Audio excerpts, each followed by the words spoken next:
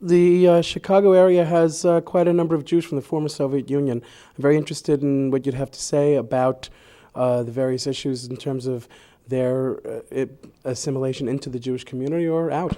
There have been some fabulous leaders. There's a young man by the name of Misha Zilberman, who is a Hillel professional. Misha is dynamic, charismatic, very clever. There are a number of leaders within that community. And I've seen, over the past 13 years when I've had a chance to really watch this, ever increasing levels of communal affiliation among the former Soviet Jews in the Chicago area. Look, I think in many respects they may come to resemble the rest of American Jewry, which is not one thing, as you know. I mean, but they're going to soon resemble parts of the former Soviet community will resemble the unaffiliated parts of it, will resemble the highly affiliated parts of it. Have chosen to become quite observant. There are many within that community who are Zionist. We run Russian what we call Russian birthright.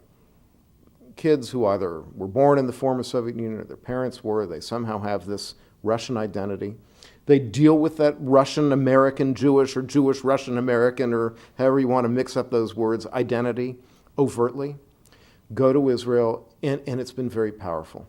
There have been a number of marriages that have come out of that program, probably like other birthright trips. But I've seen it become a kind of ever increasingly connected group of people. So the Israeli Americans in Chicago, or those in Chicago who identify as Israeli, they're less connected. They're alienated largely from anything that you might call Jewish life, except for those among them who were observant when they came. They're connected. What about their children? Don't know. Again, it could be. Look, I'm going to raise an interesting question. I think the Purim story remains resonant and powerful because we talk about it as a Jewish miracle. Look at Mordechai and Esther. Esther had no obvious Jewish character. I mean, talk about an assimilated Jew who saved the Jewish people. That's beautiful. That's part of our wisdom tradition. That a young woman who had virtually no overt, visible, defining characteristics whereby the king could know that she, in fact, was a Jew, saves the Jewish people. Now, not to be Pollyannish, but, history is perverse, and history is paradoxical. And we, Esther, it's not good that Esther maybe, what was her level of Yiddishkeit? That's hard to address.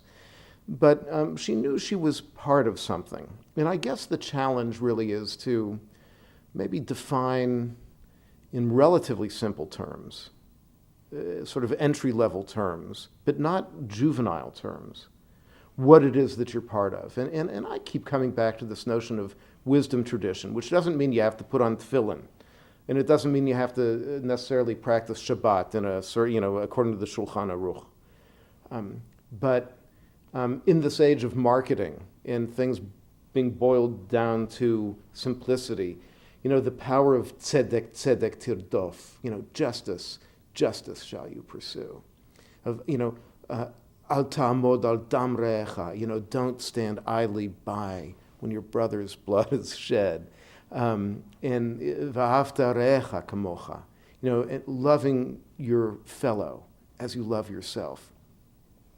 Judaism actually, and sort of miraculously, can be reduced to some phrases that are easy enough to learn and then are like seeds which sprout into food, spiritual, moral, ethical food that feeds the soul. And I think that human beings have this hunger for spiritual nourishment as much as for anything else. And is it that difficult to teach a Jewish vocabulary? You don't even necessarily have to do it in Hebrew, although that's nice. Tzedek, tzedek, tirdof.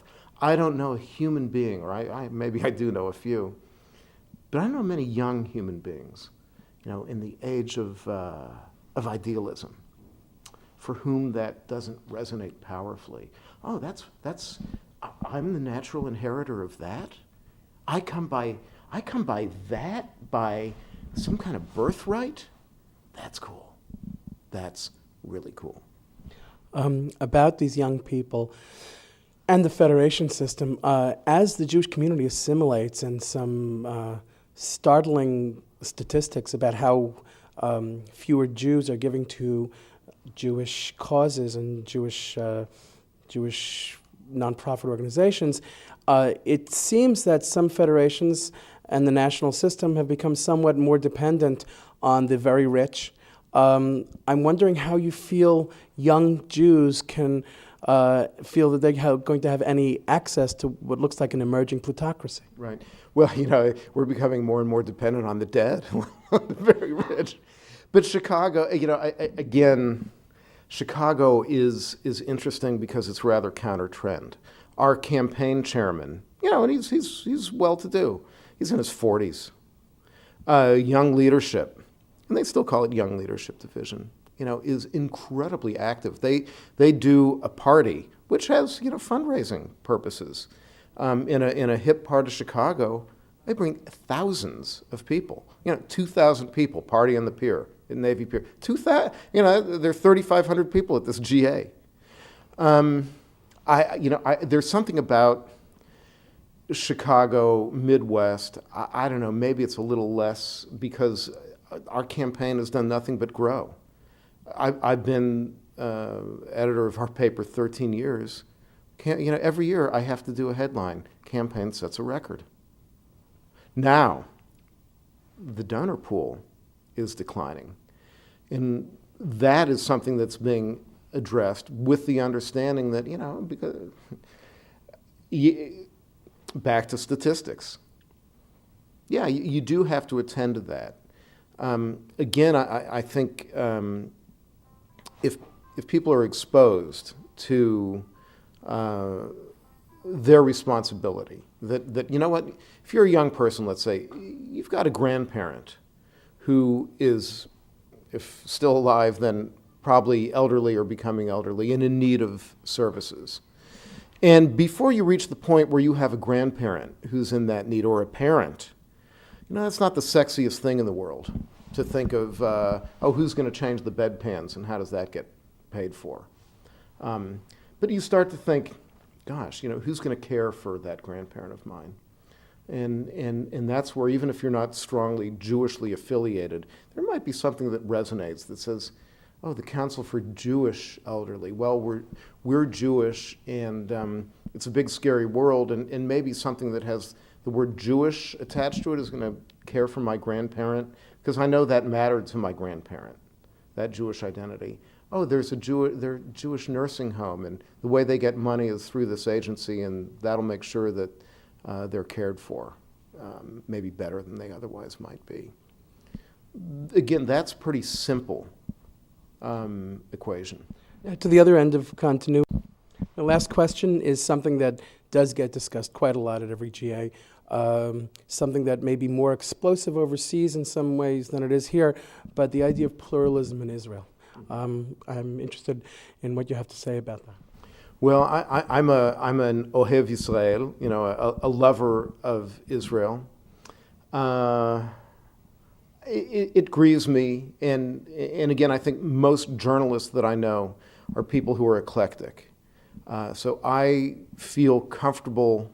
It's one of these odd quirks. I can go to a West Bank settlement and sit with the Rosh Yeshiva, the head of a yeshiva, and feel very much at home.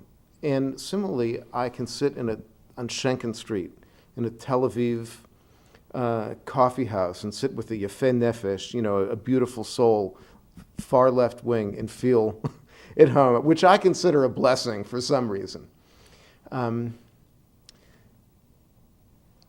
It grieves me when those two people can't sit together and feel at home with each other. There are some beautiful examples of Israelis who are trying to bring those folks together. I'm optimistic. I think the contentiousness of Israeli life is beautiful. Rabbi Uri Regev explained this to me once when who was a rabbi controversy was heated.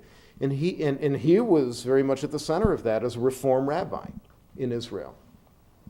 And he said, what a blessing it is that we can have these fights.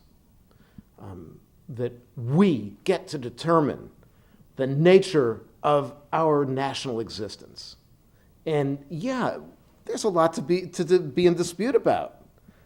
So that's the Pollyanna in me saying, yes, that is a blessing. I'll give you a chance to be another national Pollyanna.